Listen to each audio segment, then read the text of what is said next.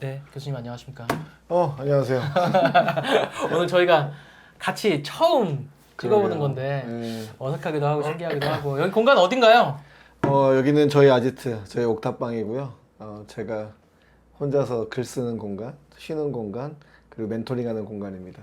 어제 쓰셨던 우리 그 코리아 포스트의 글 제가 보면서 음, 요거를 누구한테 보내주면 좋을까? 이 선행 지표 관리와 관련된 그래서 되게 오늘 되게 그 글을 어디서 쓰시지 궁금했었는데 여기서 제가 씁니다, 여기서. 오늘 장소를 처음 와봤어요. 네. 그래서 너무 아늑하고 좋아가지고 자주 와서 좀 찍었으면 좋겠다는 생각들이 좀 제가 만들었겠습니까? 이 공간 보면은 이게 여자가 만든 공간이 그러니까요. 딱 이 티가 창이나 나잖아요, 거울이나 그래서. 이런 것들이 그 뭔가 정말 뚫려 있는 창문 같은 느낌이고 너무 좋다. 이게 저희 집이 이렇게 되어 있어요. 진짜요? 와이프가 이런 공간, 약간 유럽풍, 프랑스 공간 이런 걸 좋아해가지고 와이프가 이걸 다 이렇게 만들어줬죠.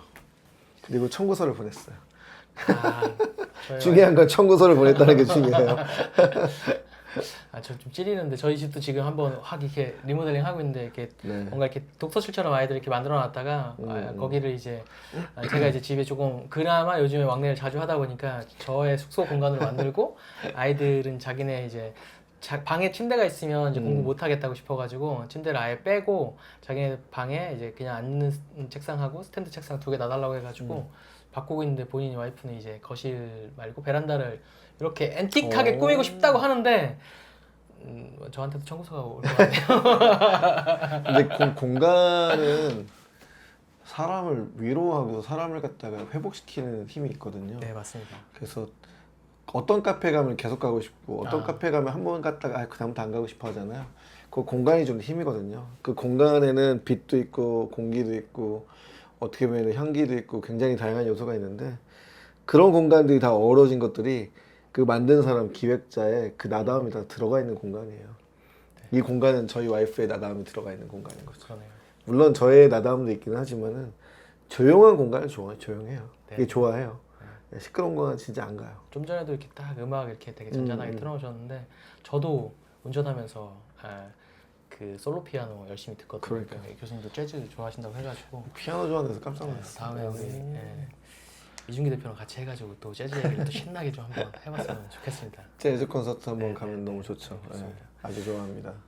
오늘 제가 교수님 바쁘신데 이렇게 좀 시간 허락해 달라고 하고 이렇게 뭐 모시고 이런 하게 된 계기를 조금 설명을 드리고 오늘 좀 네네. 동의를 구하고 같이 아이데이션을 좀 고도화하고 싶은데요.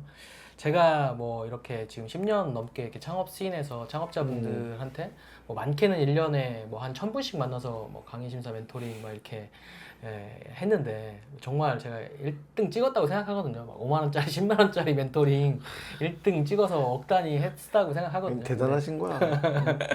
지금은 사실 막 진짜 하루에 8개 막 4개 하고 1시간 쉬고 4분 하고 막 오프라인으로 이거를 월화수목금 하면은 딱 40개 할 수 있거든요. 그러면 청년창업사관학교, 막 중소기업진흥공단 하루 지급 네, 제한이 네. 40만 원이에요.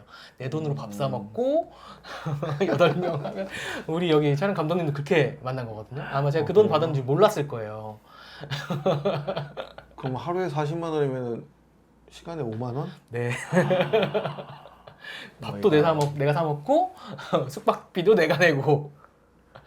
근데 대단합니다. 그걸 했던 거는 그분들의 연간 계획을 짜드리면 그분들이 나는 여기에 있는 사람인데 목표를 이렇게 잡고 여기에 이 간극에서 내가 채워나갈 것들이 A, B, C가 있구나를 본인이 메타인지하고 이렇게 하시면 1년 동안 너무 행복하게 달려가시는 거예요. 그런데 이렇게 연간 계획을 누가 앞에서 맞아서가지고 꼭지를 안 잡아주면 그냥 창업지원기관에서 뭐 이번 달은 뭐 온라인 마케팅이니까 멘토링 필요하신 분 신청하세요. 다음 달은 글로벌 진출 필요하신 분 신청하세요 하면은 내가 뭘 필요한지를 모르기 때문에 이 사람을 왜 만나야 되는지 모르기 때문에 안 하시고 당장 내일 뭐 해야 될 제출해야 될 거 창업자들 너무 바쁘잖아요. 잘 시간도 없고 밥 먹을 시간도 없으니까 네. 당장 내일 제안 넣어야 되는 지원 사업이나 견적서 넣기 바쁘니까 이거를 자꾸 집중을 못 하게 되는 거예요. 근데 나한테 이게 딱 필요하고 내가 이걸 다 하면 이렇게 성장하는구나에 대한 어떤 메타가 딱 인지가 생기면 정말 열심히 그 과업들을 더 치열하게 하시게 되거든요. 그래서 그런 것도 되게 보람을 많이 느꼈는데 어느 순간 제가 조금 깨달은 게 이분들한테 제가 1년에 1000분 이상 이렇게 하는 건 더 이상 불가능하다. 근데 이거를 어떻게 하면 더 사회적 이펙트를 많이 할 수 있을까? 저보다 뭐 뛰어나신 분들, 뭐 권동윤 대표님이나 전환 대표님이나 이렇게 더 높으신 분들이 있지만 저는 제가 가지고 있는 역량이 한 10이면 뭐 이분들한테 한 7, 8 정도 전달을 1년에 한 1000명 할 수 있다고 생각했는데 그거보다 사회적 이펙트를 더 발생시킬 수 있는 거는 전환율이 한 3밖에 안 된다 하더라도 네. 10,000명한테 이런 어떤 영상이나 컨텐츠 다른 어떤 미디어나 뭐 코드를 통한 무한 복제를 통해서 제로 베이스에 가까운 비용으로 누군가한테 영향을 미친다고 하면 이게 더 의미가 있지 않을까? 이런 생각들을 하게 됐고 그래서 어떤 분들을 타겟해서 어떤 것들을 해볼까 이렇게 하다가 더 이런 이해관계자들을 고민을 하다 보니까 제가 2018년에 그 VC 다니면서 그 회장님이 항상 얘기했던 거가 그런 거였거든요. 비즈니스 이해관계자를 항상 쳐다봐. 네가 하고 싶은 거 하지 말고 이들한테 어떻게 윈윈할 수 있는지 생각해봐. 이런 말씀을 많이 하셨는데 이 창업 생태계에서도 이해관계자라고 볼 수 있는 거가 이 창업자분들 말고도 이런 창업 지원 기관에 계신 센터장님부터 팀장님의 밑에 주니어의 신입사원까지 이분들이 역량이 강화돼야지 방향성들을 알려드리고 뭘 하는데 밑에 계신 분들은 정말 행정 업무만 하다가 너무 번아웃돼서 그만 나가시고 본인이 성장한다고 못 느끼시고 뭐 운 좋게 이제 A시로 넘어가거나 V시 넘어가는 경우도 있지만 정말 가뭄에 콩나물 듯 한 것 같아서 이런 분들한테 어떻게 하면은 뭔가를 해드릴 수 있을까 이런 고민들을 많이 했고 그때도 얼핏 말씀드렸듯이 한기대 또 얘기하고 몇 곳 인터뷰를 좀 해봤어요. 그래서 제가 생각했던 거는 막 이렇게 부캐를 만들어드리고 막 LP로 만들어드리고 이런 거였는데 그분들의 시장의 피드백은 그냥 우리는 이 분들한테 지금 뭔가 소통할 수 있는 역량 자체가 너무 부족해서 이런 인더스트리에 대한 이해, 창업 생태계에 이해 아니면 이분이 창업자가 뭐 게임 창업자면 컨텐츠진흥원에 이런 지원 사업이 있는데 대표님 이거 혹시 알아보셨어요? 대표님 지금 뭐 스포츠 기업인데 스포츠 엑셀레이팅 아세요? 농식품 엑셀레이팅 아세요? 이런 키워드조차 내가 모르니까 그분들한테 이렇게 툭툭 던지지를 못하고 계속 이 갭이 차이 나는 상태에서 창업자분들도 이 사람을 존대하지 않고 나도 계속 이런 것들이 생겨서 이런 것들을 만들어 보는 게 창업자분들한테 하는 것도 좋겠지만 창업 보육자 대상으로 창업 보육자분들을 대상으로 해서 이분들 역량 강화를 하는 컨텐츠를 만드는 게 더 바닥에 근본적인 어떤 이런 창업 씬에 영향을 미칠 수 있는 일 아닌가? 이런 생각들을 좀 해서 그런 것들 이제 교수님한테도 좀 요청드리고 교수님 주변에 좋은 분들 많이 있으시니까 인더스트리별로 전문가 모시고 저희가 뭐 포인트로 이런 것들도 좀 해가지고 같이 해봤으면 좋겠는 생각들이 있어서 모시게 됐습니다. 좋습니다. 어쨌든 창업 교육자들도 이제 레벨이 있을 것 같다 생각이 들어요. 신입도 있고 주니어도 있고 그 다음에 어느 정도 뭐 매니저급에서 팀장 하시는 분들도 계시고 그 위도 있잖아요. 네네. 이거를 다 다루긴 좀 어렵다 보니까 어쨌든 어느 정도의 수준에 맞춰야 될지를 좀 고민하긴 해야 될 것 같아요. 저는 그래서 이거를 약간 초급자 대상으로 먼저 런칭을 사실 비즈니스적으로 봤을 때는 초, 중, 고가 있을 때는 저희가 고 컨텐츠를 만들어서 센터장님도 듣고 센터장님들은 창업보육기관 센터장님은 의무교육이 15시간이라고 하더라고요. 센터장님도 들을 수 있고 팀장님도 들을 수 있고 신입사원도 들을 수 있는 컨텐츠는 사실 고레벨 컨텐츠로 15시간을 만들면 좋을 것 같고 중 정도 컨텐츠로 이제 팀장이나 관리자분들이 한 30시간 들을 수 있는 컨텐츠 그 다음에 신입까지 들을 수 있는 한 50시간 커리큘럼 요렇게를 탑부터 만들어 가는 게 제일 비즈니스적으로는 이상적인 것 같고 탑 레벨부터 센터장급이 들을 만한 내용들부터 그게 비즈니스적으로는 가장 이상적인데 저는 개인적으로는 더 밑에를 하고 싶은 게 제 욕심이긴 합니다. 그래서 교수님이 조금 그거에 교통정리를 해주시면 더 좋을 것 같아요. 일단은 뭐 창업 보육자들이 반드시 알아야 될 내용들에 대한 부분들 하는 게 좋기는 한데 일단은 탑 레벨이 알아둬야 될 내용들도 같이 좀 섞어야 될 것 같긴 해요. 네, 그래야지 요 균형을 어떻게 잡을 것인가에 대한 부분들을 논의를 하면 더 좋을 것 같다 생각이 들어요. 그래야지 또 이해관계자들이 여기 안에서 이런 교육들이 있을 때 이 센터장님이나 팀장급들께서 이 교육이 좋다라고 모티베이션 돼야지 밑에 주니어들한테도 교육을 하는 거지 주니어가 듣고 센터장님한테 이거 들어보세요는 안 될 것 같거든요. 이게 탑 레벨이 어떤 걸 원하는지를 잘 모르다 보니까 탑 레벨이 실제적으로 아마 대부분 그럴 거예요. KPI에 따라 달라질 것 같아. 그 탑 레벨이 실제로 부여받은 KPI가 뭔가에 따라서 달라질 것 같은데 그 KPI로부터 역산해서 실제로 커리큘럼을 만들거나 컨텐츠를 만드는 게 그게 맞다 생각은 들긴 하거든요. 최근에 예를 들면 뭐 글로벌 오픈 이노베이션이다. 해외 진출에 대한 니즈 굉장히 많아지긴 했거든요. 방향이 바뀌었죠. 맞습니다. 국내만 하다가 이제 해외로 이제 실제로 이제 이게 시프트 시켜야 되는 부분들이 많다 보니까 대신에 이제 글로벌 하려면은 글로벌에서 잘할 수 있는 파트너를 만나서 이걸 같이 해야 되는데 그게 쉽지가 않은 거예요. 일단 언어적인 부분들도 있고 안 해봤기 때문에 프로세스도 잘 모르고 그 안에서 실제적으로 어떤 부분들을 지금 다뤄야 될지는 잘 모르다 보니까 게다가 또 예산이 이렇게 적어요. 많지도 않아. 네. 그 적은 예산으로 이걸 다 하려다 보니까 실제적으로 굉장히 어려워하는 게 좀 많이 보여서 글로벌 오픈 이노베이션이나 글로벌 오픈 이노베이션 어떻게 해야 되는지 프로세스는 어떻게 해야 되는지 각 단계별로 어떤 행동들을 해야 되고 실제적으로 스타트업들은 뭘 준비시켜야 되는지 이런 부분들 이런 구체적인 내용들을 실제로 같이 이야기하고 워크숍하는 형태가 돼야지 그냥 일방적인 교육은 별 의미가 없다 생각해요. 일방적인 강의보다는 오히려 워크숍하는 형태가 그러면 오프라인이 돼야 되겠죠. 온라인보다는. 물론 온라인으로도 할 수 있긴 하지만 오프라인을 베이스로 하는 게 오히려 더 낫지 않을까 생각이 좀 들긴 해요. 교수님한테 지금 이제 제가 약간 계승 이렇게 하면서 제자 배우고 있지 않습니까? 거기서 이제 말씀 주셨던 게 제가 늘 이제 교육 들으면서 느끼는 게 내가 뭘 모르는지도 몰라서 못했던 행동들이 너무 많았구나. 그 중에 이제 교수님 방금 전에 말씀하신 것처럼 이렇게 선행 관리, 어떤 행동을 해서 이거를 해야 되는데 우리가 여태까지 다 결과 위주로 창업 팀도 그런 것 같아요. 외국 가서 투자 받아와 라고 얘기를 하면 사실은 이게 결과 지표인데 그러면 어떤 VC를 만나야 되고 걔네들이 어떤 티켓 사이즈에 어떤 펀드가 있는지 우리가 풀을 만들고 컨택을 하고 연락을 해보고 뭘 해야 되는데 그냥 결과만 생각하고 있으니까 너무나 추상적이고 막연하고 안 되는 거예요. 국내에서도 이제 오픈 이노베이션을 만약에 한다고 했을 때 여기 있는 기업들이 대기업하고 뭔가 POC를 해봐야 될 기회들이 있는데 그게 목표인데 그러면 어떻게 POC를 하지가 이 앞에가 너무 막연하니까 진짜 우리가 회사 다니면서 맨날 팀장님들한테 야 옆에 홍길동은 왜 이렇게 잘하는데 너는 왜 이렇게 못해라고 맨날 결과 지표로만 혼났던 것처럼 지금 모든 창업 지원 기관들이 똑같이 혼나고 있는 것 같아요. 그때 또 너무나 말씀 주셨던 것 중에 하나가 선행 지표로 말씀하셨던 게 나는 이렇게 고객사들을 무료 컨설팅 아니 무료 특강을 키맨이나 회장이나 오너가 딱 있을 때 그거를 딱 메이크업하면 성공률이 정말 100%라고 말씀하셨던 것처럼 이것도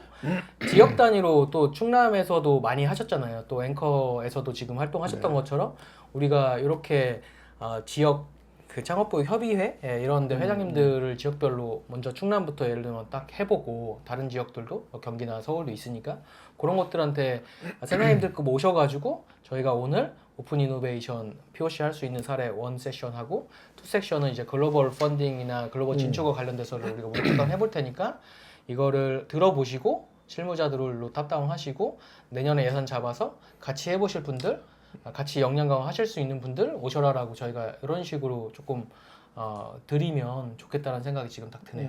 그러니까 목표가 뭐냐에 따라서 달라지는데 목표가 설정이 되면은 이 목표에 대한 거 디파인을 잘 내야 되거든요. 그러면 목표는 다른 말 성과잖아요. 성과에 대한 디파인을 내리고 난 다음에 이 성과로부터 역산해서 언제까지 뭐하고 태스크가 정의돼야 되는데 그게 이제 목표는 정해졌으니까 알아서 해라고 이게 던져주잖아요. 맞습니다. 그러면은 이거를 실제로 진행하는 게 프로세스인데 이 프로세스에 대한 부분들을 오픈시켜야 돼요. 프로세스를 단계별로 만들고 그 단계별로 실제적으로 어떤 액티비티를 할 거고 이 액티비티를 했을 때 실제 성과가 나는지 안 나는지에 대한 정합성을 따져보는 역할들. 다시 말해 우리 맨날 얘기하는 플랜드, 체크, 액션 이 부분들을 정말 많이 훈련해야 되거든요. 근데 지금 보면은 그렇게 진행하는 데가 거의 없어요. 그러니까는 그냥 알아서 네 알겠습니다. 알아서 하는데 딱 결과 갈린 거지. 왜 못했냐? 열심히 했는데 잘 안 되는데요. 이렇게 해버리는 거지. 말씀하셨던 대로 이걸 안 해본 사람들은 방금 전에 말씀하셨던 이 프로세스 안에서 이게 어느 정도의 시간과 이슈나 변동성이 있는지 감이 없다 보니까 그렇죠. 우리가 약간 초등학교 때 뭐 중학교 때 시험 본다고 하면 이거 벼락치기로 한 이틀이면 할 줄 알았는데 막상 전날 막 하다 보니까 다 못 읽고 시험 보러 가는 것처럼 D- 매치를 펼쳐주는 거를 안 해본 사람이 내가 혼자 펼치려다 보니까 뭐 해야 될 것들이 뭐 행정 때문에 먹기고 묶여가지고 이렇게 이거를 모르다 보니까 지금은 이걸 해야 되는데 이걸 체크업하는 사람도 없고 혼자 하고 발등에 떨어진 다른 업무 때문에 밀리다 보니까 그냥 유야무야 되는 거고 이걸 막년 전에 말씀하셨던 것처럼 뭔가 대시보드화해서 요즘에 바이브 코딩 이런 거 너무 많으니까 딱 프로젝트가 셋업되면 D- 며칠이 쫙 펼쳐져 가지고 이 사람들한테 계속 메일로만 이거 했어? 이거 지금은 이거 해야 돼? 더 늦으면 안 돼? 이런 식의 체크업만 메일로 보내준다 하더라도 그쵸. 담당자 입장에서 너무 좋을 것 같고 그게 이제 그걸 가시화라고 하거든요. 네. 눈에 보이게 한다. 네, 네. 눈에 보이지 않으면 관리할 수가 없어요. 네. 보험회사 가면은 왜 시스템이 다 있는데도 밖에다 다 보이게 하겠어요. 눈에 보여야 관리할 수 있고 눈에 보여야 내가 뭔가 해야 되는구나 이렇게 액션으로 나갈 수 있지. 일단 눈에 안 보이면은 사람들이 움직이지 않아요. 외면하죠. 자, 불이 났어. 불이 났는데 내가 눈에 이제 불이 난 게 보이면은 뛰쳐나가겠죠. 근데 불이 났는데 불이 어디서 났는지 잘 모르고 소리만 들려. 그러면은 어떻게 안 뛰쳐나가거든요. 똑같은 거예요. 그래서 액션으로 갈 수 있는 부분들로 이게 만들어줘야 되는데 액션 아이템에 대한 부분들까지 브렉다운을 갖다 잘 못하는 거예요. 그러다 보니까는 이제 윗단에 있는 골만 갖고 계속 얘기하다 보니까 소 읽고 외양간 고치는 계속 반복이 되는 거죠. 그러면 이거를 갖다가 어떻게 할 거냐에 대한 부분들을 실제로 이제 이걸 천재는 스타트업부터 이 고을까지 한 번에 가잖아요. 네. 예를 들면 이기상 대표가 천재예요. 스타트했는데 바로 그냥 목표 달성을 해버렸어. 그럼 우리는 모르잖아요. 그걸 어떻게 했는지. 그럼 천재의 머리를 분해해서 1단계 뭐하고 2단계 뭐하고 3단계 뭐하고 4단계 뭐 했는지를 이거를 실제적으로 보여줘야 돼요. 그 프로세스에서 뭐 하는지를 보여줘야 사람들이 따라할 수 있거든. 그래서 일본에서는 이걸 갖다 집단 천재를 만든다라고 이야기를 했었어요. 집단 천재. 천재 머리 뚜껑을 열고 분해해서 얘가 하는 방식들. 천재는 자기도 뭘 했는지 몰라. 그냥 된 거야. 근데 천재한테 물어보고 야 1단계 뭐 했는지 기억나? 2단계 뭐 했는지 3단계 뭐 했는지 4단계 뭐 했는지 이걸 끄집어내는 거예요. 끄집어내서 똑같이 다른 사람들도 따라할 수 있게끔 그 집단 천재를 만드는 프로그램이라고 얘기했거든요. 이 책의 그 책이 이게 옛날 책이긴 하고 이제 절판됐지만 20년 전에 쓴 책인데 중고 서점에 보면 있는데 이게 더블 IP 시스템 이렇게 해가지고 말씀하신 요 내용이 그런 내용인 거죠. 지식 근로자가 실제로 생산성을 높여야 되는데 어떻게 생산성을 높일 것인가에 대한 부분들 방법론인데 중요한 거는 일본이 1980년대 후반부터 90년대 초반 요 사이에 지식 근로자의 생산성을 높이는 프로젝트를 정말 많이 했어요. 국가에서 어쨌든 이 부분 되게 중요한 아젠다라고 해서 모든 컨설팅 기관들이 연구했던 게 이 부분이었어요. 지식 근로자의 생산성. 이 부분들을 정리해 놓은 책이 이 내용들이고 실제로 이걸 아답팅했던 기업들이 거의 여기 보이 13,000개잖아요. 거의 2만 개가 넘거든요. 그런 기업들은 다 성장을 했어요. 왜냐면은 생산성을 높이는 방법들에 대한 부분들 옛날엔 TPM이나 TPS나 뭐 이런 걸 많이 했었잖아요. 그건 공장의 생산성인 거고 공장의 생산성에 대한 부분들을 어느 정도 높여줬던 다음에는 지식 근로자의 생산성을 높여야 된다라고 해서 눈에 보니까 쉬운데 이건 어렵죠. 안 보이잖아요. 옆에서 일하고 있는데 노트북 보이는데 뭐 하는지 모르잖아요. 그러니까는 이 내용들을 업무를 갖다 가시화시키고 실제적으로 브렉다운 시켜서 선행 관리할 수 있는 체제. 비헤이비어 매니지먼트가 안 되면은 실제로 결과 관리밖에 못 돼요. 비헤이비어 행동 관리할 수 있는 형태가 돼야 되는데 우리나라 사람들 되게 싫어하잖아요. 행동 관리한다. 아 그럼요. 나한테 자유권을 줘야 돼. 자유권을 재량껏 주는 범위 안에서 성과를 내기 위해서 반드시 해야 될 핵심 행동들을 끄집어서 그것들을 규칙화시키고 루틴화시키는 거예요. 그것만 잘해도 성과는 최소한 80% 이상 나거든요. 근데 그 부분들을 모르고 이제 어떻게 하는지 방법론을 잘 모르다 보니까 그런 부분들이 좀 많이 안타까운 건데 이거는 대기업들한테 수십억을 받고 컨설팅했던 내용들이고요. 제가 이걸 대학교 교수로 간 다음에 이걸 안 했었죠. 기업들한테 뭐 이렇게 적용할 거, 특히 스타트업들한테 이걸 적용할 걸 생각 안 했는데 최근에 안 되겠다 생각이 들어서 옛날에 그 장롱수에 집어넣었던 걸 끄집어내기 시작한 거예요. 그래서 이제 이거 가르쳐줘야겠다. 나도 해서 성과 냈던 거고 우리 제자들이 충분히 성과 낼 수 있는 방법론들을 내가 가르쳐야겠다 해서 이걸 끄집어내서 지금 적용하고 있는데 제대로 하는 회사들은 성과가 납니다. 반드시 나게 되어 있어요. 제가 머리맡에 놓고 늘 자기 전에 계속 읽고 있고요. 2번씩 3번씩 읽고 교수님 주식회사 이주열하고 번갈아서 읽습니다. 이걸 읽다가 이거 좀 지루하다 머리 안 들어온다 하면은 이 책을 읽다가 이 책이 좀 안 들어오면 다시 또 이 책을 읽고 이렇게 왔다 갔다 제가 어제 저녁에도 그렇게 머리맡에 놓고 그래요?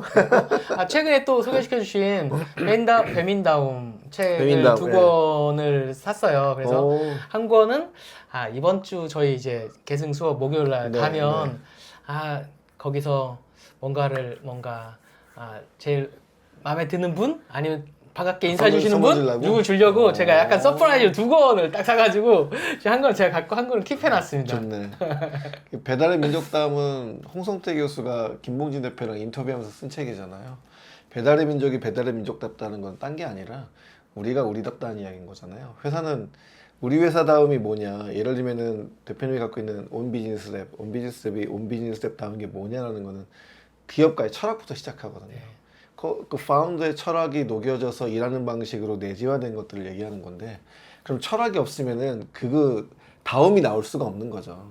그래서 그 내용들이 담겨져 있고 그래야 코퍼레이트 아이덴티티, 브랜드 아이덴티티에 대한 부분이 나올 수 있으니까 그 내용들을 또 다룬 게 이 책이기도 해요. 그래서 모든 파운더들은 자기다움이 있어야 됩니다. 그래야 우리 회사의 회사다움을 만들 수 있어요. 그게 없으면은 우리 회사의 철학과 우리 회사의 미션과 존재 이유에 대한 부분들이 없는 거나 똑같은 거예요. 그러면은 비즈니스에 열심히 기회를 보고 돈 벌기 위해서 그냥 사업한 거지. 맞습니다. 돈 벌기 위해서 사업을 했다 하더라도 순서가 좀 뒤바뀐다 하더라도 우리 회사가 존재하는 이유에 대한 부분들을 한 번쯤은 정리하는 게 굉장히 중요합니다. 그걸 정리해 놓으면요, 나중에 힘들고 어려울 때 내가 이 사업을 왜 시작했지?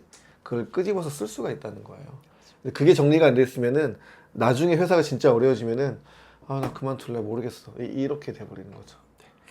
저도 약간 비슷한 게 하나 있는데 저는 약간 감사 노트처럼 저한테 장문에 이렇게 감사 글 써주신 분들을 캡처해가지고 한 개 폴더에 이렇게 모아놔요. 그래서 제가 좀 번아웃이 오거나 좀 모티베이션 초심을 좀 잃을 때 그걸 다시 쭉 읽어보면 다시 울컥 하거든요. 그리고 다시 에너지를 확 받아요. 이분 체리피커처럼 저를 이렇게 괴롭히시는 분들도 있지만 이분들보다 이분들을 위해서라도 내가 더 한 발 정진해야 되겠다라는 생각도 들고, 나다움이라는 거, 그리고 제가 이거 뭐 창업자들 위한 이런 VOD 만들겠다고 얘기했지만 이런 것들이 어찌 보면 이제 방금 제가 말씀하셨던 창업가의 코파운더의 어떤 다움이고 온비즈니스의 방향성이고 그렇기 때문에 이런 근간이 있어야지 의사결정일 때 이걸 우리가 약간 성공파리처럼 이렇게 해가지고 돈을 벌 거냐 아니면 이렇게 갈 거냐 해서 정말 비즈니스 기회만 탐색하면 제가 조건부로 이런 투자 받아줄 테니까 안 되면 조건부 환불 이런 식의 성공파리 비즈니스를 해도 될 거거든요. 지금보다 더 돈을 많이 벌 수도 있을 건데 그게 이제 나다운 거냐? 내가 그렇게 브랜드가 소비되고 싶냐?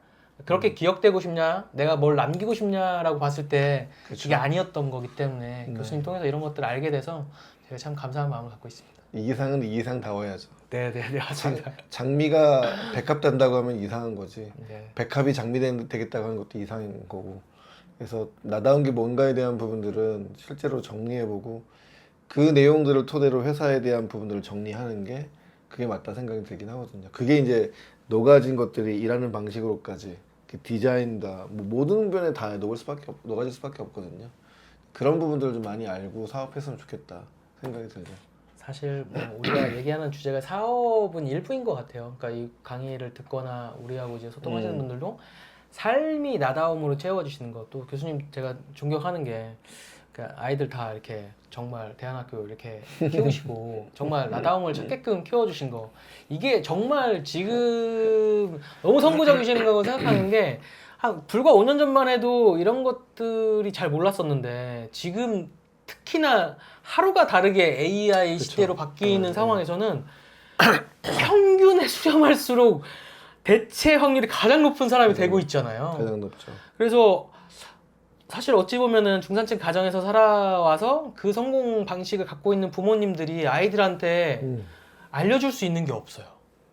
내가 이걸 따라가기 너무 버겁다 보니까 그래서 저는 이제 요거는 뭐 창업자들한테 모티베이션 드리는 건 하나 꼭지가 있지만 요즘에 또 집중하고 있는 거는 저희 같이 동기들 모여가지고도 그때 세종시의 아트센터 같이 가가지고 그분이 가지고 있는 나다움에 같이 응원할 수 있는 그 결이 맞는 사람들을 소개한 거거든요. 그래서 제가 교수님 만나서 이제 저를 좀 정의하게 된 게 결이 맞는 사람들을 연결하면서 그분들의 성취를 돕는 사람이 되고 싶다.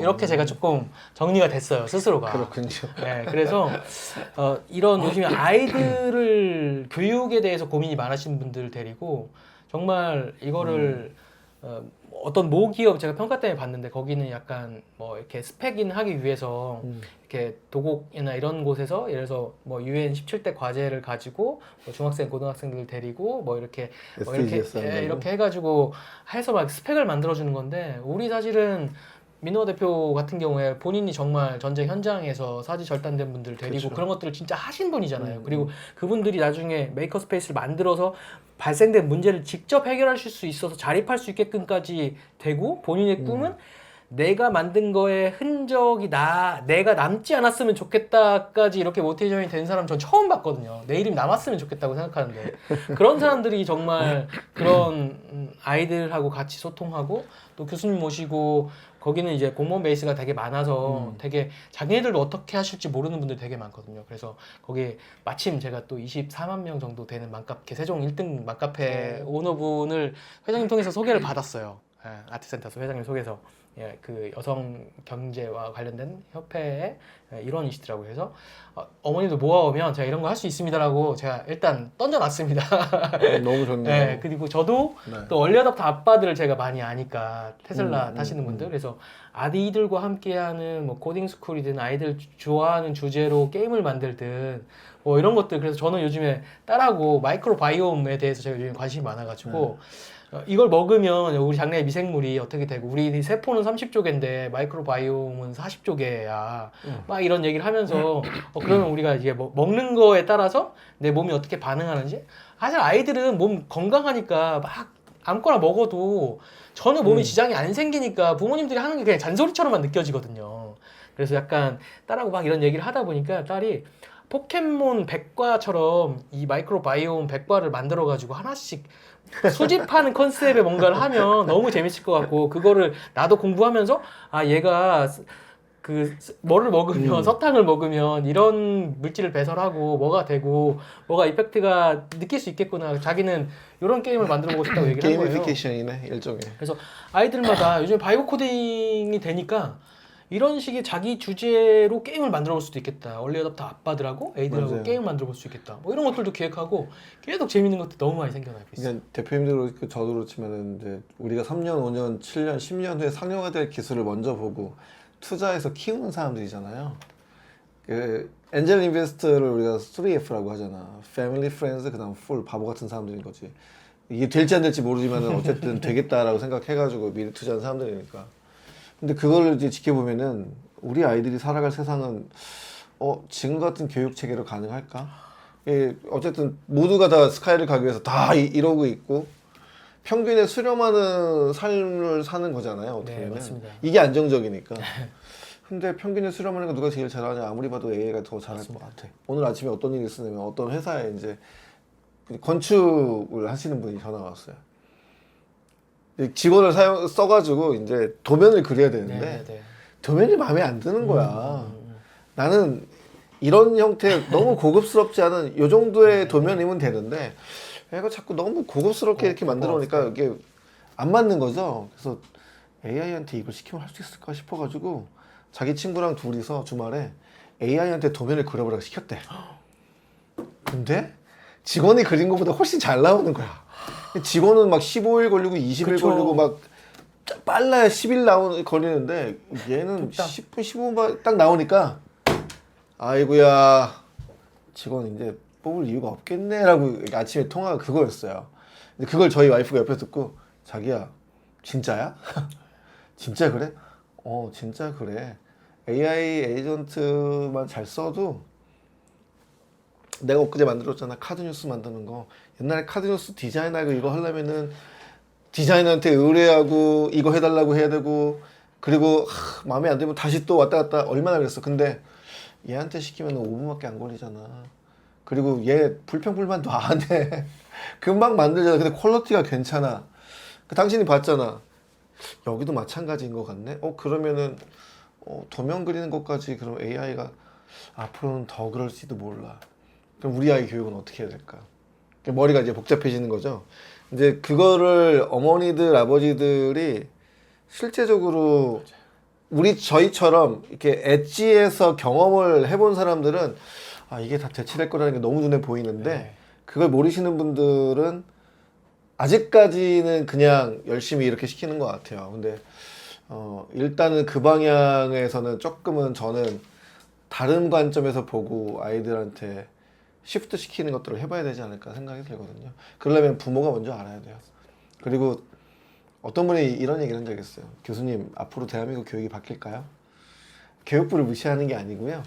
선생님들이나 뭐 교수님들 다 이게 무시하고 그러는 게 아니고 솔직히 얘기하면 안 바뀔 것 같아요. 50년 전에 제가 초등학교 다닐 때도 똑같았는데 지금 뭐 바뀐 게 있다 그러면 얼마나 바뀌었을까? 많이 바뀌긴 했지만 바뀔 것 같지가 않다라는 생각들. 나중에 이거 편집 좀 잘해주세요. 그 생각이 들어서 네, 맞습니다. 제가 뭐라고 얘기했냐면 어머니 아버지가 선택해야 될 순간이 오는 것 같다. 맞습니다. 네. 어머니 아버지가 선택하고 우리 아이의 행복을 위해서, 우리 아이의 미래를 위해서 뭔가 다른 트랙으로 우리 아이들을 키워야 되는 게 아닌가 싶기도 하다.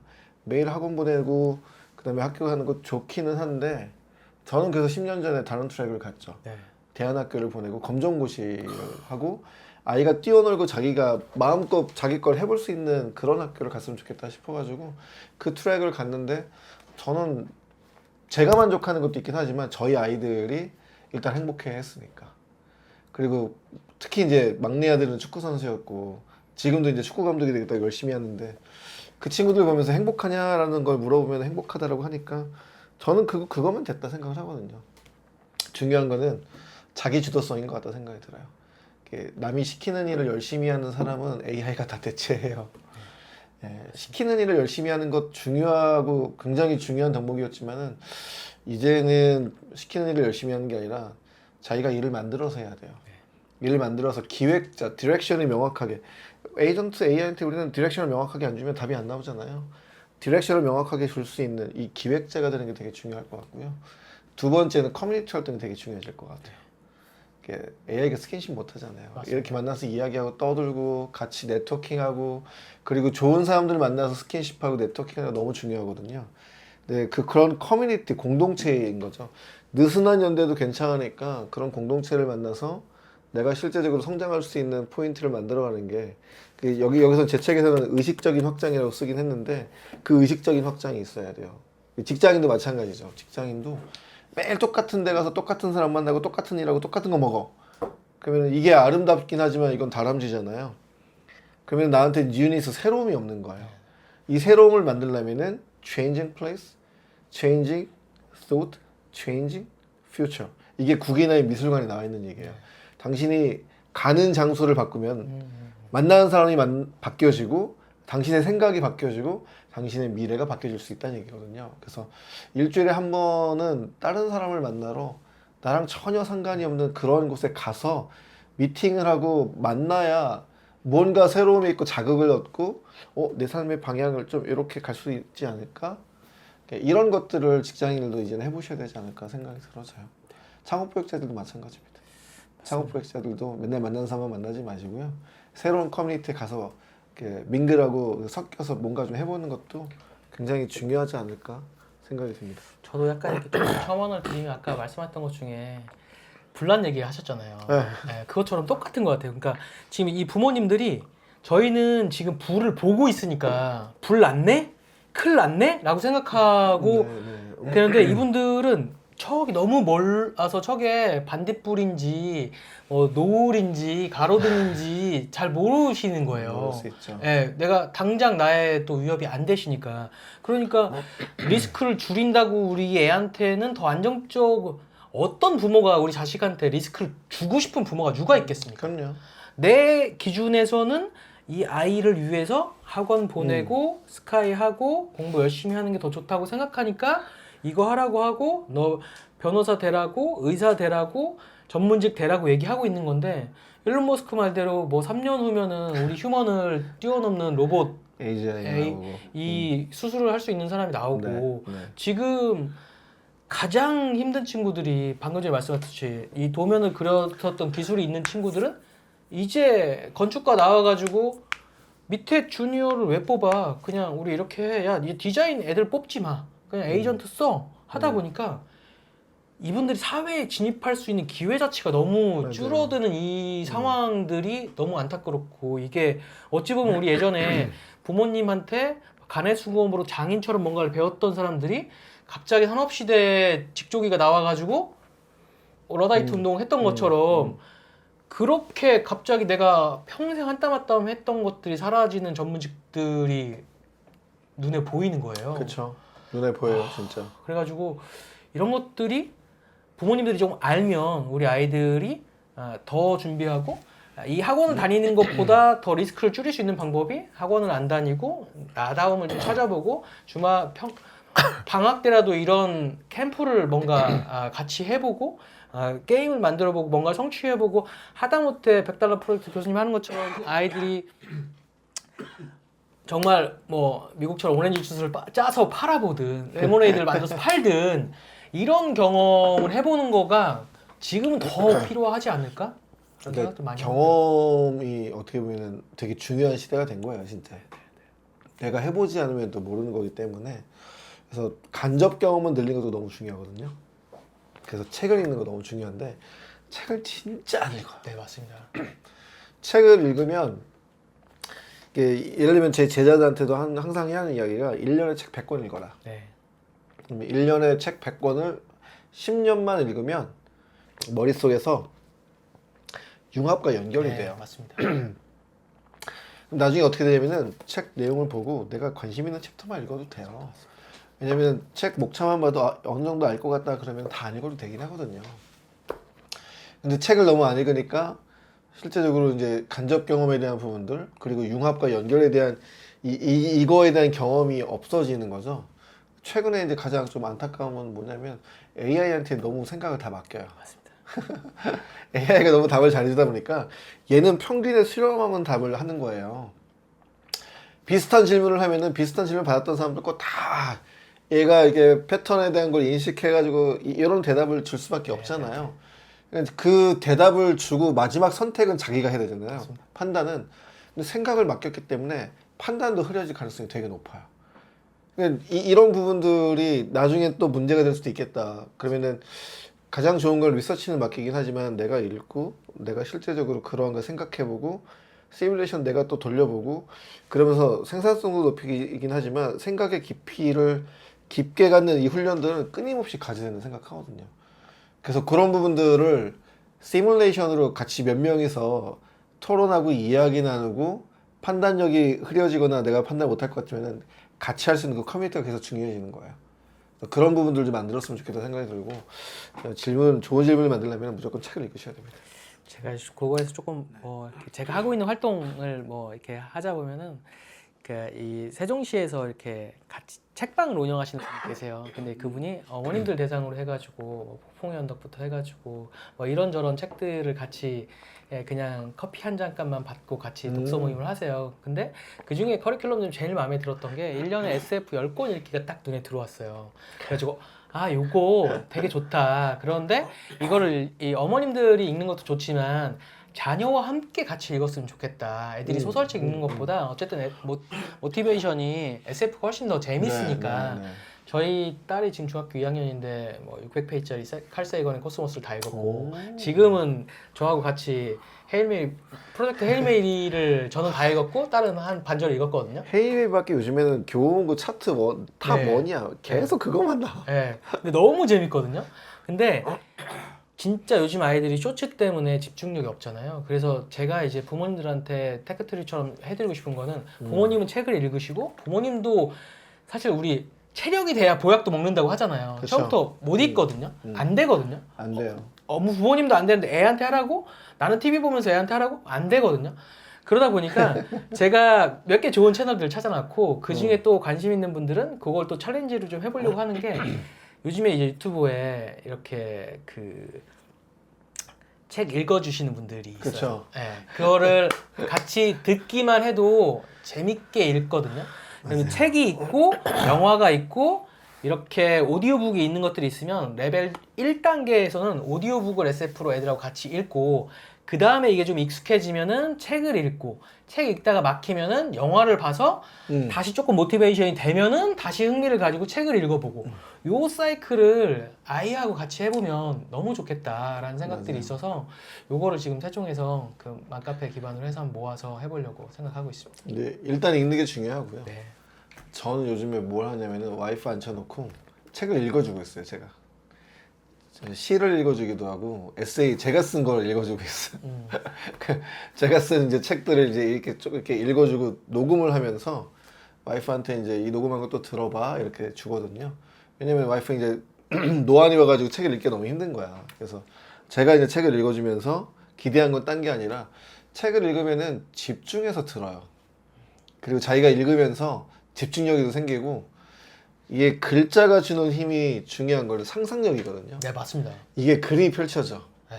그러니까 할머니가 담궜던 옛날 그 장독대. 그럼 장독대가 연상이 되면서 그 안에 된장, 그 안에 간장게장, 뭐 이런 게 연상이 되잖아요. 근데 그게 글이 주는 힘인데 그 글이 주는 힘을 문자적으로 읽기가 어려우면은 진짜 소리 내서 읽는 것도 되게 좋은 것 같아요. 특히 시 같은 거는 소리 내서 낭독하면요 정말 좋아요. 네, 맞습니다. 글자 하나하나가 주는 힘이 어마무시하거든요. 근데 이거는 해본 사람만이 알아요. 창업복제 얘기하다가 지금 여기까지 왔네. 네, 저희가 항상 이제 뭐 얘기가 삶의 어떤 본원으로 가기 때문에 저는 이게 전 다르지 않다고 생각하거든요. 우리가 이제 이 창업 보육 관계자분들의 탑 레벨에 있으신 분들을 저희가 1차 타겟하는 거잖아요. 그럼 이분들 입장에서 봤을 때 이분도 이제 은퇴라는 시점이 어쨌든 커리어상 최정점에 오셨고 그 다음을 고민하셔야 되는데 이분들이 사실 지역에서 창업보육 센터장님 정도 되면은 지역에서 누구든 이렇게 한 달에 걸쳐 다 만나실 수 있는 인프라가 있으시거든요. 그렇죠. 근데 이분들이 예를 들면 우리 학교 교수님들 대상으로 자녀와 함께 교원 창업에 대해서 고민을 하게 또 할 수 있고 여기에 있는 뭐 그 교직원들을 데리고 저희가 지금 얘기했던 것들을 본인이 어떤 프론티어적인 역할을 하면서 그 지역에서 넥스트 커리어로 가져가실 수 있는 저희가 아이디어, 컨셉 또는 저희가 가지고 있는 커뮤니티를 온보딩하면서 처음부터 내가 한 명씩 모아가긴 어렵지만 저희가 만들어 놓은 몇백 명 커뮤니티에 한 분 한 분씩 들어오시다가 지역에서 하나씩 파생해서 나가신다고 하면 그쵸. 그분들이 넥스트 커리어로 측면에서도 저는 굉장히 의미가 있다고 생각해서 이게 아예 동떨어져 있다고 생각하지 않습니다. 그게 중요한 건 자기 중심을 잡는 게 중요해요. 내가 어쨌든 센터장까지 갔고 여기서 퇴직하고 은퇴를 한다 그러면은 물론 은퇴가 없을 수도 있긴 하지만은 내가 어디에 의미를 두고 가치를 두고 살 것인가에 대해서 본인 중심이 있어야 돼요. 그 중심이 없는 상태에서 퇴직하거나 은퇴를 해버리면은 진짜 나 뭘 해야 되지? 이럴 수가 있거든요. 제 친구들이 이제 제가 그렇죠. 이제 55이니까 올해부터 회사를 나오기 시작합니다. 퇴직을 하기 시작하고 퇴직한 친구도 이미 있어요. 근데 중심이 안 잡혀 있으면 내가 뭘 해야 되지? 하다가 이 장고 끝에 악수 든다고 맞습니다. 해서 굉장히 이제 이상한 선택을 하게 맞습니다. 되는 거죠. 그럼 퇴직금 다 날리고 맞습니다. 정말 이상하게 되는 거거든요. 미리 퇴직하기 전부터 나는 어디에 가치를 두고 어떤 거에 의미를 두고 살 것인가에 대해서 본인 스스로에 대한 의미를 찾는 걸 써보고 내가 진짜 잘할 수 있는 거. 나이 들면요 좋아하는 건 그냥 취미로 하시고요 잘하는 걸로 승부를 보셔야 됩니다. 맞습니다. 잘하는 걸로 승부를 봐야 의미 있고 가치 있고 좋아하고 잘하는 거를 이걸 기반으로 프로핏을 만들어서 지속 가능성을 높일 수 있는데 자꾸 좋아하는 거 하려고 하세요. 좋아하는 걸로 돈 벌면 좋은데 좋아하는 걸로 돈 버는 것이 쉽지는 않거든요. 그러면은 잘하는 걸로 돈 벌 수 있는 형태로 그리고 이 좋아하는 거는 취미로 내가 꾸준하게 하면 되긴 하거든요. 약간 그런 전략적인 부분들을 고민하셔야 되지 않나? 특히 이제 40대 중반 넘어가면 다 그래요. 제가 볼 때는 이제 곧 50이 오고 50 넘어가면은 이제 급해지니까 또 선택에 대한 부분들을 악수를 둔다고 했는데 맞습니다. 그 전에 사전에 내가 진짜 어디에 의미와 가치를 두고 살 것인가에 대한 중심 잡기를 먼저 잘 하셨으면 좋겠어요. 왜냐면 돈이 우리한테 주는 것이 많기는 하지만 돈이 인생의 또 전부는 아니잖아요. 네. 균형 잡힌 삶에 대한 부분들을 좀 만들어 가셨으면 좋겠고 그 센터장님들이 그렇게 해서 나가면은 팀장이나 밑에 있는 주니어 이분들이 보고 아 나도 저렇게 살고 싶어. 맞습니다. 나도 저렇게 따라가고 싶어. 그거를 보여주시는 게 제일 좋아요. 그게 삶의 궤적이고 족적들인 거죠. 아 저분 진짜 멋있게 산다. 네. 저분 진짜 괜찮은 것 같아. 나도 저렇게 은퇴하거나 퇴직하면 저런 삶을 꿈꿨으면 좋겠어. 그럼 난 뭘 해야 되지? 그걸 갖다 후배들이 배울 수 있잖아요. 맞습니다. 그거를 좀 물려주었으면 좋겠다 생각이 들어요.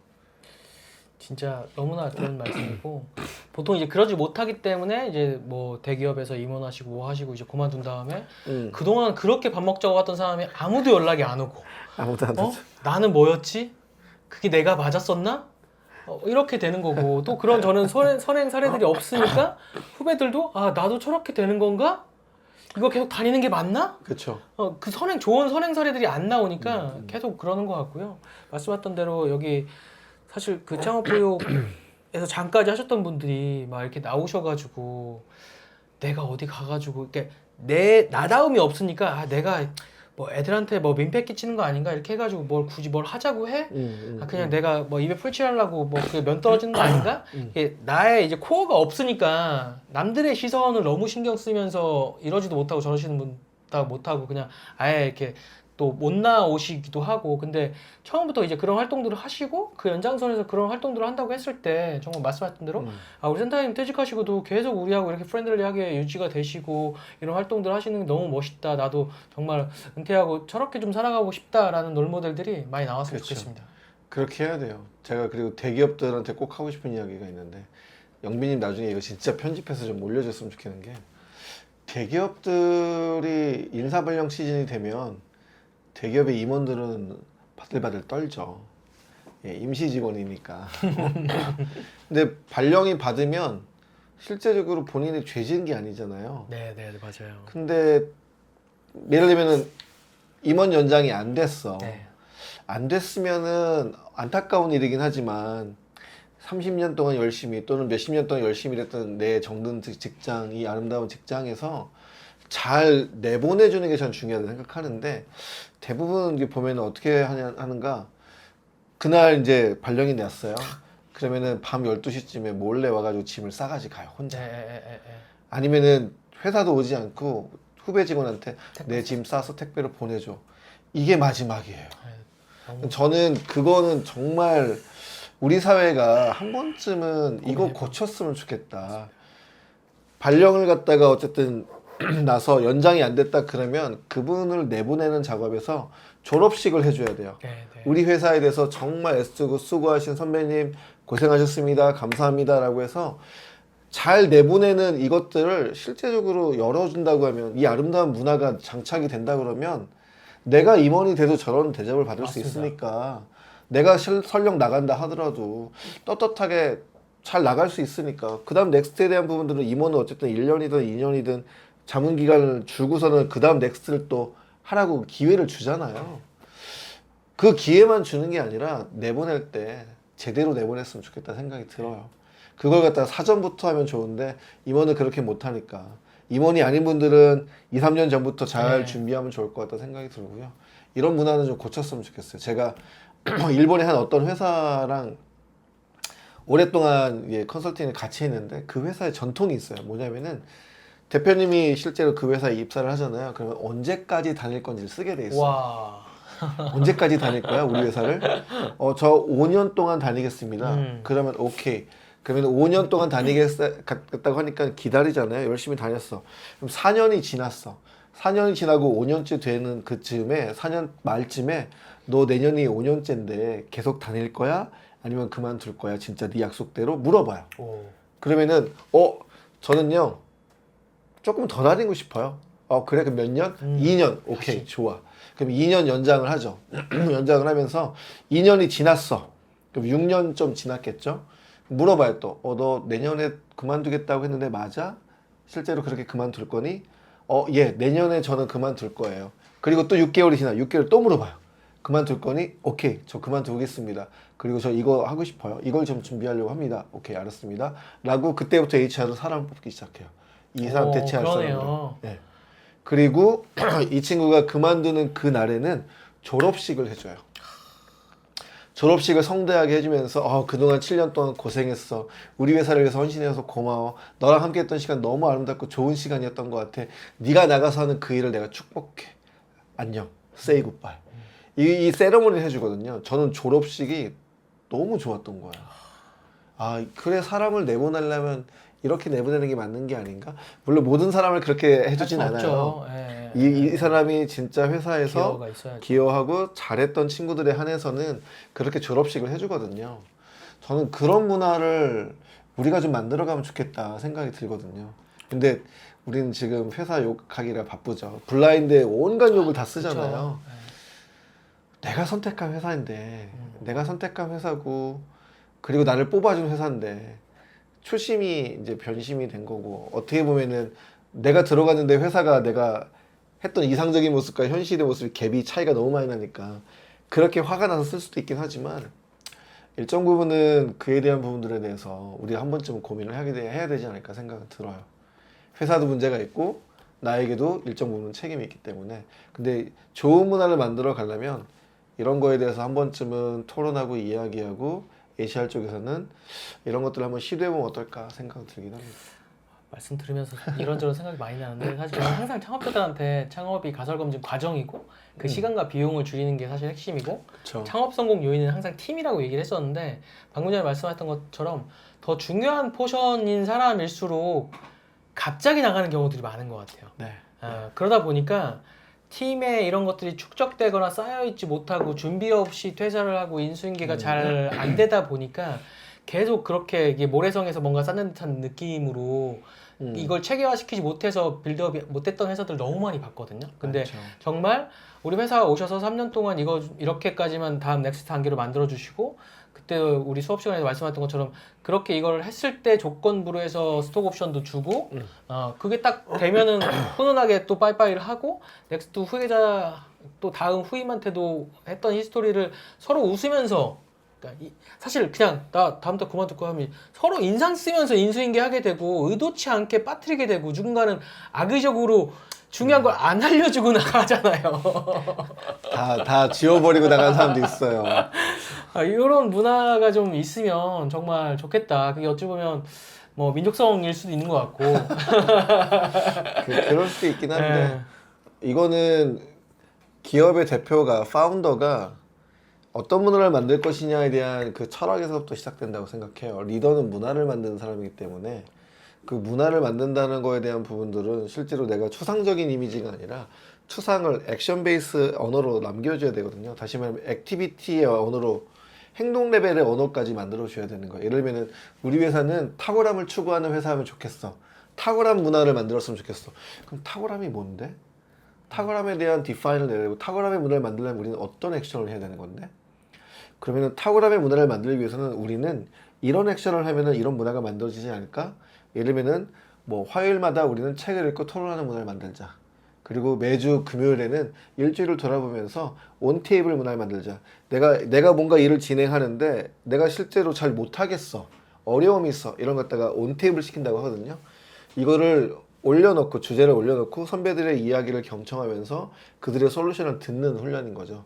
뭔가 이런 게 액션 레벨로 만들어져야 되는데 다들 추상적인 언어로 정직한 문화, 뭐 창의적인 문화 이래 봐야 회사는 바뀌는 게 별로 없어요. 그래서 액션 베이스로 이렇게 이걸 떨어뜨려서 행동할 수 있는 형태가 돼야 기업의 문화는 만들어지기 때문에 그런 부분들을 좀 고민하면 더 좋지 않을까 생각은 들어집니다. 네. 사실 이게 대표님 저는 그런 얘기 항상 하거든요. 조직이 대표의 역량을 뛰어넘을 수 없다. 그럼요. 네, 대표님의 출퇴근 복장이 회사의 문화가 되는 거고 대표님의 출근 시간이 회사의 문화가 되는 거고 우리 집에서 아버지 행동이 우리 집의 가풍이 되는 거고 그런 것처럼 또 저희 계승 수업하고 있는 오유진 회계사님이 그런 걸 하시더라고요. 집에 아이들하고요.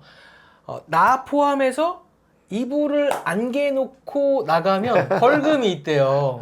그 저녁 때까지 이게 택시 요금 할증되듯이 3.5S네. 이렇게 된다는 거예요. 그래가지고 야 정말 이렇게 행동으로 부모님이 보여주고 아이들 책 읽는 것도 마찬가지지만 이런 것들이 기업 대표님들도 정말 필요하다. 그래서 저는 대표님 새벽까지 술 드셨어도 아침에 일찍 출근하시고 얼굴 찍고 미팅 나간다고 하시고 사우나 가서 주무시는 한이 있더라도 꼭 그렇게 하시고 C레벨에서 아무리 누가 험담을 해도 저 새끼 잘라야 돼라고 얘기하셔도 그 분이 펑션이 그대로 워킹이 된 거고 일을 잘하는 거고 그냥 싸가지가 없고 인사를 잘 안 하는 걸 구분하셔가지고 그래도 우리 원래 목적이 이거였는데 이걸 달성하고 있으니까 좀 더 지켜보자라고 얘기를 하셔야지 이 C레벨도 오래 다닌다라고 제가 얘기를 하거든요. 맞아요. 그냥 쉽게 얘기했을 때 그럼 잘라 라고 얘기하면 내 자리도 언제든지 저렇게 될 수 있네라고 느껴지면 이분도 딴 회사를 알아볼 거다. 전 항상 그렇게 얘기하거든요. 그래서 대표님은 좀 웃기지만 회사에서는 내가 약간 어떤 위치에 있는 사람이고 어떤 역할을 하는지를 명확히 인지하시고 그 위치와 역할에 걸맞는 행동을 하셨으면 좋겠다. 그런 얘기를 근데 항상 그게 많이 이제 드렸습니다. 룰을 만드는 게 되게 중요하거든요. 그래서 우리가 룰을 만드는데 회사가 룰이 없는 회사들이 생각보다 많아요. 우리 회사는 이런 방식으로 일한다. 우리 이런 방식으로 실제로 사업을 한다라는 형태로 룰이 만들어져야 되는데 그 룰이 없으니까 그 룰이 자기 머릿속에만 있고 사람들은 다 모르는 거죠. 경영이라는 단어를 보면 경자가요. 어떻게 보면은 룰을 만든다는 의미거든요. 다시 말하면 우리만의 방식을 만들어서 우리만의 같이 실제로 지켜야 될 룰을 만들고 그 룰을 갖다가 지켜가면서 실제적으로 운영하는 것을 경영이라고 얘기하거든요. 근데 그 룰이 없다 보니까 함께 지켜가야 될 가치 있는 룰이 없다 보니까 실제로 회사가 메스업이 되는 경우 되게 많거든요. 그래서 이 룰을 만드는 거에 대한 부분이 굉장히 중요한데 어떻게 만드는지 잘 모르시는 것 같아요. 그 룰 만드는 거. 그리고 파운더들끼리도 엄청 싸우잖아요. 네, 룰이 없어 싸우는 거예요. 맞습니다. 예, 우리가 이럴 때는 어떻게 한다라는 그 룰을 이렇게 촘촘히 만들어 놓고 이거에 대한 부분들을 디파인 해놓고 정의해놓고 정리해놓고 누구나 볼 수 있도록 해야 되는데 이 룰이 없고 그냥 좋은 게 좋은 거다 좋은 게 좋은 거다 이러다 보니까 좋은 게 좋은 거는 없어요.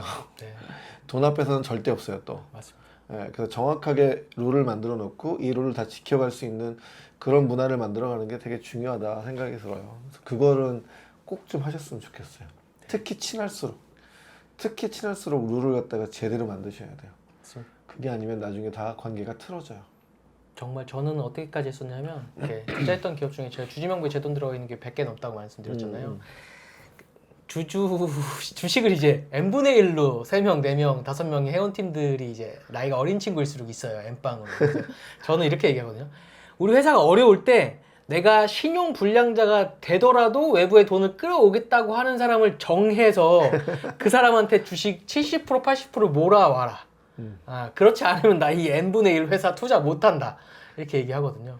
방금 전에 말씀하셨던 것처럼 이렇게 명확하게 룰을 짜고 저는 어떻게까지 짜고 쓰냐면 주주관리 협약서를 쓰고요.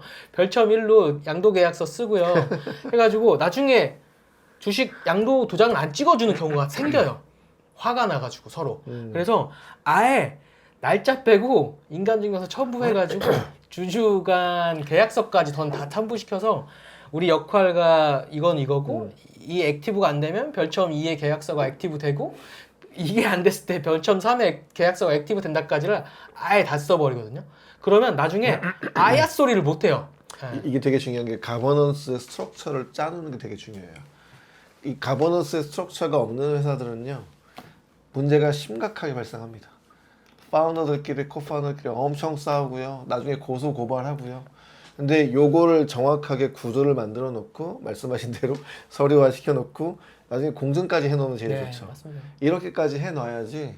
왜냐면 좋은 게 좋은 거라고 해서 망가지는 회사가 너무 많기 때문에 좋은 게 좋은 거라면 진짜 다큐멘테이션 하고 정확하게 하셔야 돼요.